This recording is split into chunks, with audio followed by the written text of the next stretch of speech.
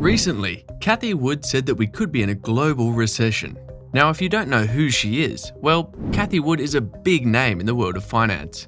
She is the founder of ARK Investment and manages assets worth billions of dollars. She became famous in 2020 after earning enormous returns to its investors during the pandemic.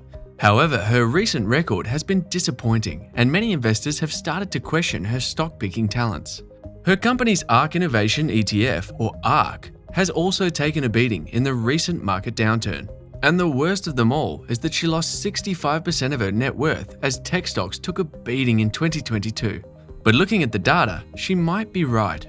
Today I'm going to talk about Cathie Wood's recession prediction and why she thinks we're heading into one. Stick to the end of the video to know what the data says and what we can do to prevent a recession. The word recession triggers fear. Technically, we're not in a recession. Still, stock markets are correcting, economic uncertainty is rising, and we are clearly not living in a utopia. The Federal Reserve took its most extreme anti-inflation measure last week by increasing interest rates by 0.75 of a percentage point, the highest increase since 1994. The news stirred up already unstable economic water on Wall Street. By the time of the announcement, the S&P 500, which had been down for the whole year, had lost more than 20% of its value from its most recent peak in January, and had crossed the bear market line. By the way, are you enjoying this video? Please give it a like and hit the subscribe button if you like content about the business, economy, and crypto. It really helps me grow the channel. A bear market is usually seen as an indicator of approaching recession, despite its rarity. Back in May, Wood noted that there is alarming data out of China and Europe that could point to the early stages of a downturn. The latest GDP in the United States confirmed this, as it was down 1.4% in the first quarter, far short of the expectations. Of course, there are very compelling reasons to believe that we are in a recession. High inflation, supply chain problems, a lasting pandemic, and massive geopolitical uncertainties all weigh on growth. This is deeply worrying given that we are just starting to raise interest rates and are already talking about a recession. We are in a difficult position because we must select between high inflation and a recession.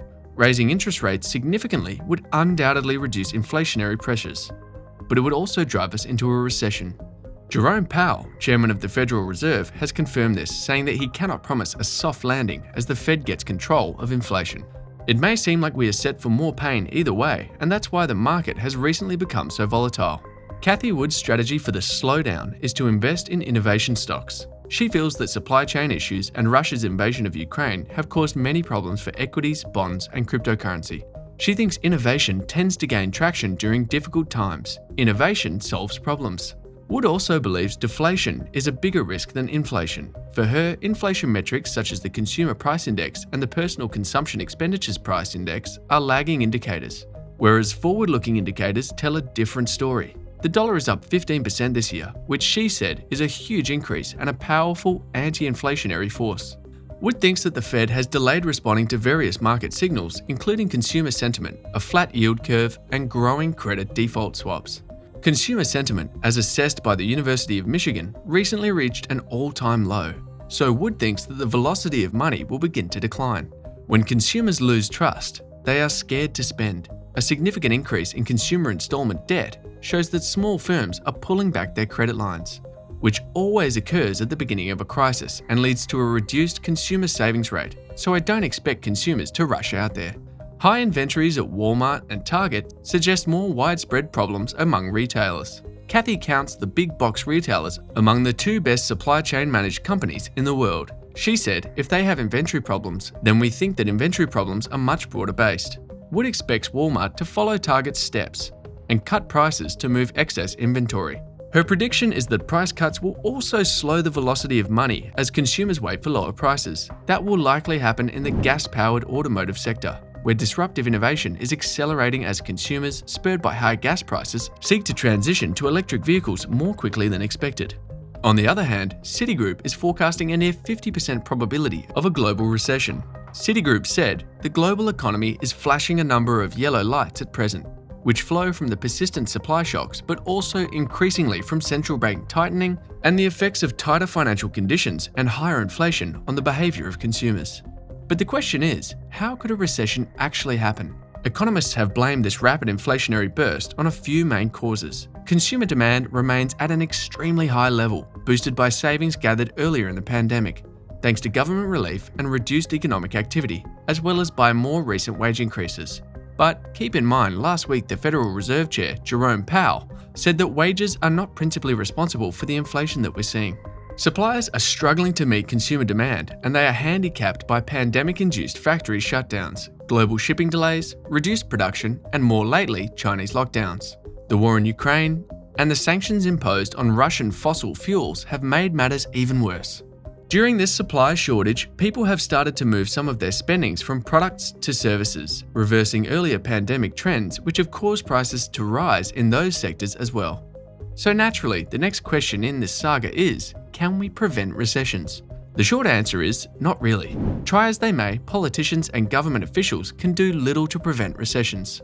Even if policymakers were able to build a flawlessly functioning economy, they would also need to influence how Americans think about the economy. That's why they try to put their best foot forward when it comes to measures like job reports, stock market indexes, and holiday retail sales. Officials can use monetary policy like the Fed's and fiscal policy, which is defined by lawmakers, to reduce the intensity of a recession.